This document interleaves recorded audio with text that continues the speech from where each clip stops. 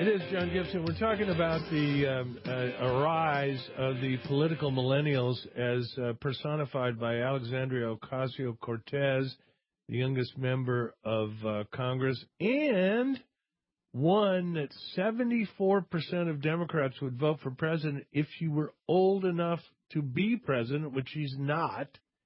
And she says things like this all the time. I think that the part of it that is generational is that millennials and people and, Gen Z and all these folks that come after us are looking up, and we're like, the world is going to end in 12 years if we don't address climate change. And your biggest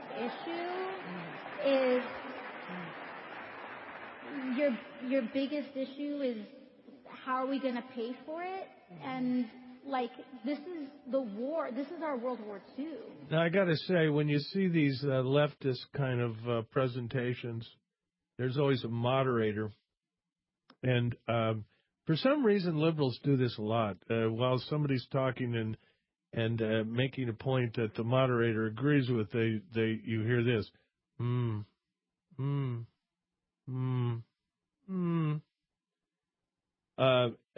Whereas when I listen to it, you hear me going, oh, God. Joining me now, Daniel Turner, founder and executive director of Power the Future, powerthefuture.com. He's a veteran political communications and public affairs consultant. So you've been on powerthefuture.com, you've been talking about people like Alexandria Ocasio-Cortez. Do you think this is good for conservatives, that they're just so whacked out that you'd love to have these kind of people running against you?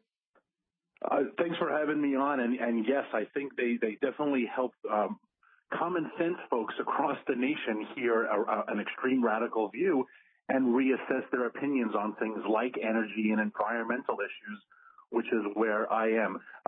Remember being a kid and you were always angry that adults never took you seriously? And it's because when you're a child, you don't have perspective and you don't have vision, because you're only a kid.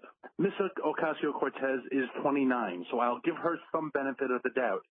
But to say seriously as an elected official that the world will end in 12 years because of climate change, I'm old enough to remember they told me this in the 80s and the 70s and the 90s. So when she says these things, I think it moves the country further away from their radical position. Well, there's a problem here, Daniel, and that is, in a way, she's representing a generation that is huge, way bigger than the baby boomers, 80 million of them, and they seem to take her pretty darn seriously. She definitely has an appeal to them. There's no doubt about it. But remember, there's also an awful lot of young people who are looking for jobs, who are employed, and a lot of them for the first time coming out of the 8 years of the Obama stagnant economy. And so ultimately, I think when it comes to elections, especially in 2020, people will wonder, well, why are there such a plethora of jobs and opportunities? Why are wages increasing, right? Why are oil prices, gas prices relatively low right now? And so her rhetoric is great, and she's an attractive figure, but ultimately I don't think she's going to resonate with voters because her stupidity is kind of making a case for itself. Yeah, well, she has an influence not only on those voters we're talking about, but other candidates, and I bring up a couple. One is closer to her age. There's Kamala Harris, of course, who's pushing hard left, and maybe you could just sort of blame that on the environment she comes out of in California. But then you got Julian Castro, who's also running as fast as he can to keep up with Ocasio-Cortez running left. And he's had a couple of stumbles along the way because he hasn't been lefty enough. Exactly. He actually, in his announcement for presidency, moved further to the left of Miss Ocasio-Cortez and called for a 90% tax on the rich to pay for climate change. And so, maybe I'll announce on your show right now, John, I'm going to run, and I'm going to demand 100% tax. I mean, where does the number end? Why don't we just all cut off our left hand in the name of climate change? And as more and more people run for office, because it seems like everybody's going to run for president on the left, they're just going to have to get crazier and crazier to appeal to the radical leftist base, and that will make them very unattractive in the general.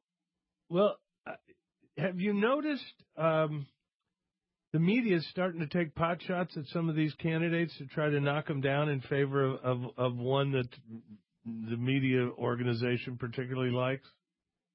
Well, you know what's interesting was that for the first time, Beto O'Rourke got some negative press. People talked about him being a child of privilege. There were some negative articles about how, as like a typical rich white boy, he thinks that just showing up, he will be attractive to folks. And his team must have been scratching their head saying, wait a second, why did we suddenly become unpopular? So, yeah, I think the media will begin to attack certain candidates. And not just the media. Look, even President Obama threw his own VP of 8 years under the bus and said we needed new blood. And if you're Joe Biden, you must say, well, gee, thanks, President Obama, right? So they are going to start, capping each other at the knee to allow who they think is the right candidate to emerge. But boy, is that person going to win places like Ohio, Pennsylvania, North Carolina? It's going to be tough if you're that radical. Well, I mean, at the moment, I realize we're speaking on a given day and it's always a snapshot. But at the moment, as you look at the media, they seem to have settled on Kamala Harris right now. Yeah, her appeal is growing, no doubt.